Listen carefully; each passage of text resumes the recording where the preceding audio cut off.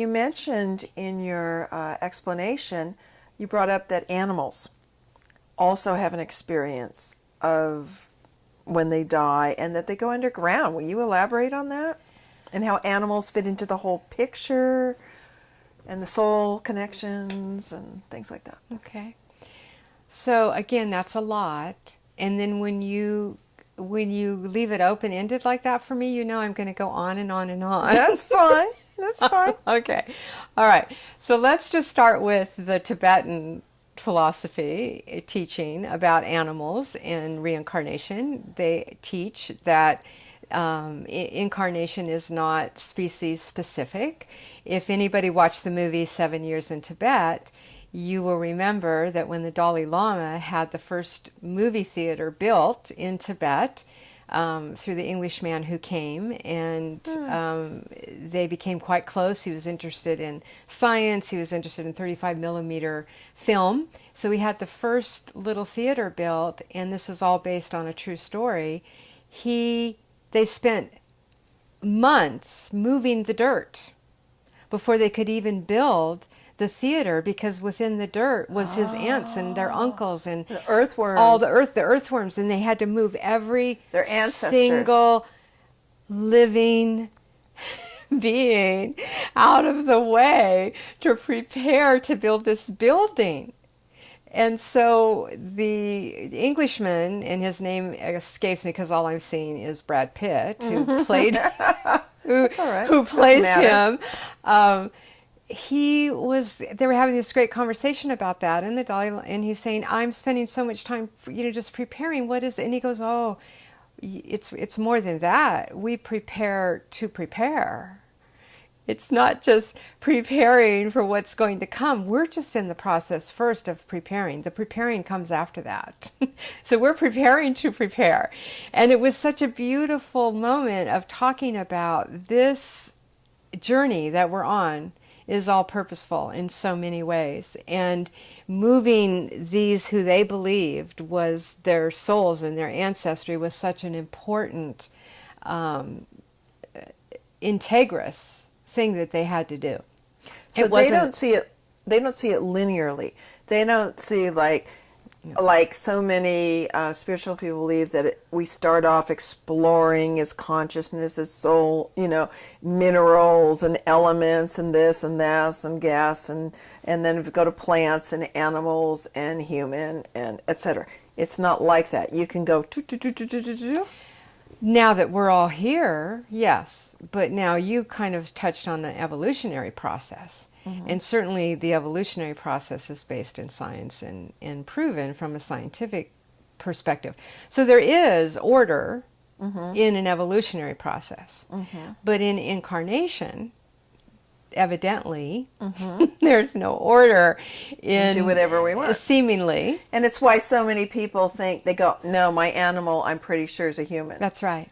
That's right. I'm pretty sure is overlap. One of my animals isn't, but one is definitely, because he looks directly at me and understands everything. And that's right.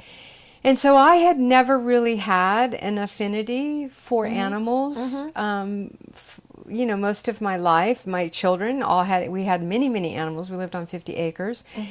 However, for me, the overwhelming love that pours from me is more about a being body, a human body. And certainly I have love for animals, but there was never a calling that I felt for animals until the day that a 16-year-old client came to me who had severe learning disabilities, who was brilliant genius. He invented many of the video games that we now have, but could not finish school, was failing school. And one day he called me and he said, Suzanne, my dog is dying.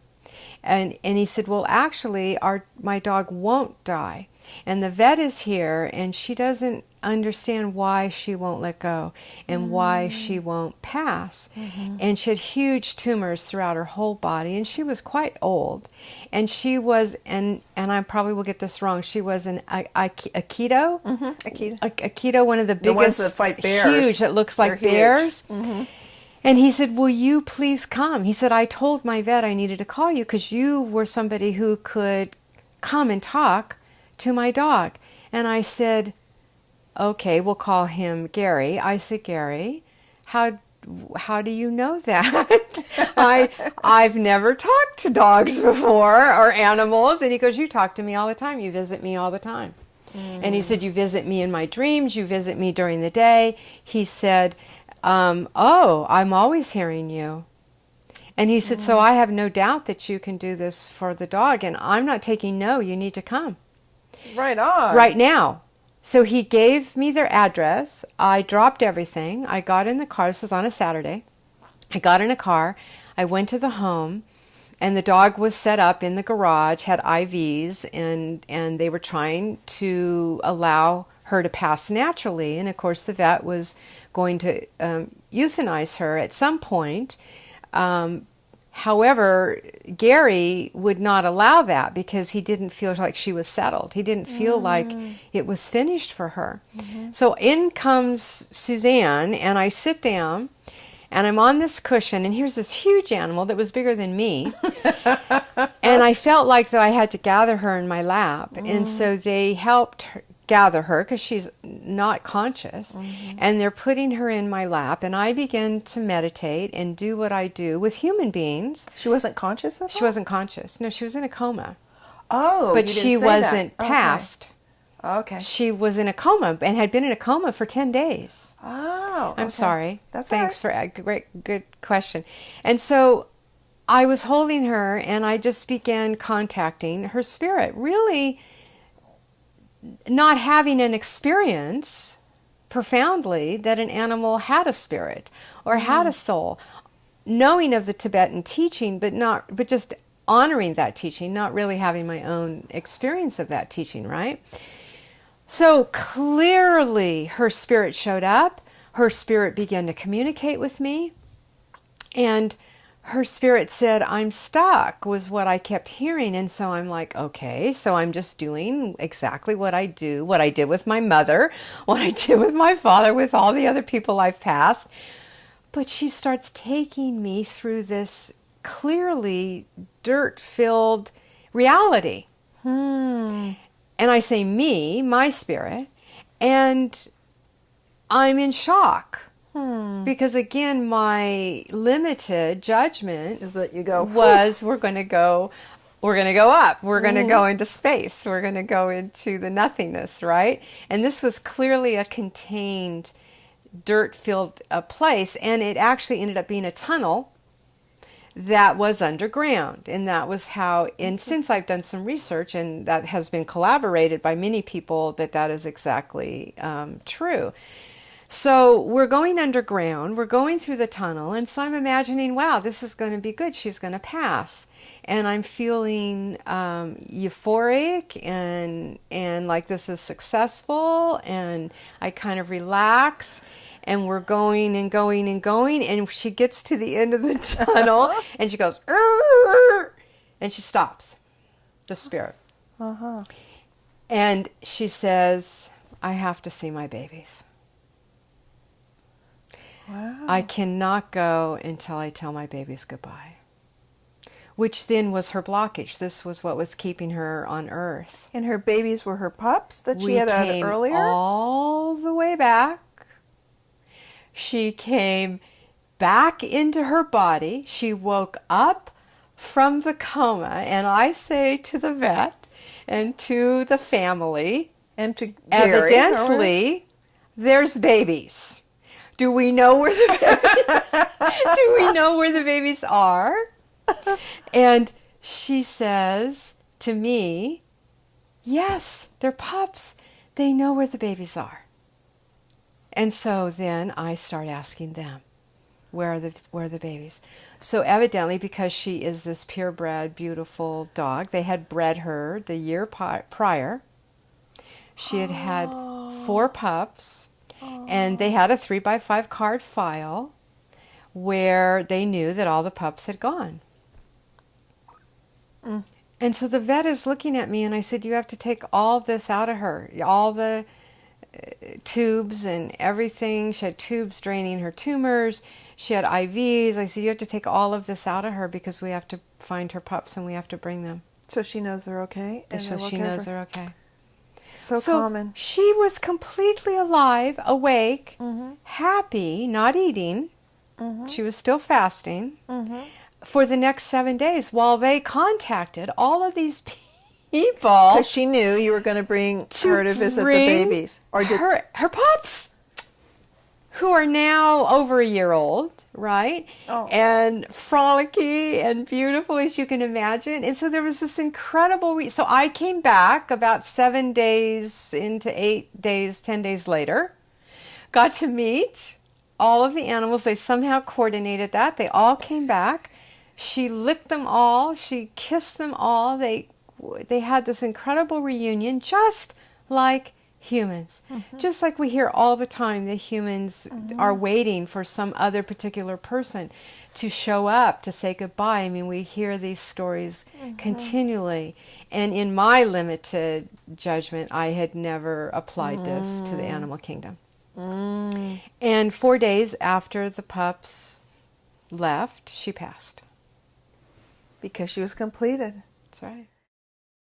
One of the most amazing YouTubes that's available right now with what I call an animal whisperer, animal communicator, is a woman in South Africa, which has a very similar story. And she was called in to communicate with a jaguar that was taken care of in a cage at a beautiful facility for cats, large and wild cats that didn't have any other home. And the gentleman was fairly conscious, and a good being. And his wife said, we are so desperate because he was attacked. He says this jaguar is angry, he's upset, he hates us, and I was attacked and put me in the hospital for a week. And this is a big guy who's capable. And so he's like, I don't know what to do with this cat. I don't know what, So the wife suggested, and he goes, like they all do, I think this is so crazy to do this, but we're desperate. So he called in this lovely being, Anna. She came in and very quietly communicated with him, and in 2 minutes this cat was a new cat. And it was one of the most beautiful things. This cat, one of the major things with the cat, and I recommend for people to go to YouTube and say Jaguar, animal communicator, Anna. Their short version is 12 minutes, and she's on the outside of the cage, and they're all there watching, and she's just like this. And the jaguar immediately goes from like this too, as he's communicating. And then she's just answering what she's getting. She says, he says that he has never been appreciated for who he is, and he doesn't want to perform or do anything, and all of this. And then the man said, well, we can accommodate to that. And this is where it's similar to your story. And he said, and what happened to the 2 other cubs? That they weren't related to him. And he said, what happened to the 2 other cubs? I'm concerned about them. They were in cages next to me before I was brought here. And so, of course, she says that to the gentleman, and that's when he became a believer. And they go, oh, my gosh. Right. And she said, please tell them they're all fine. They're taken care of. We visited him, whatever, and whatever. And he had been in this cage refusing to go outside for, 6 months, 7 months. And as soon as the conversation was over, this cat just peacefully walked outside and was a completely different cat. Wow. And learned that he could trust humans and didn't have to hate them. Wow. So it's that kind of... Wow. It's just a... Wow. I have so many stories like that. And it shows us so profoundly, right, how there is no difference.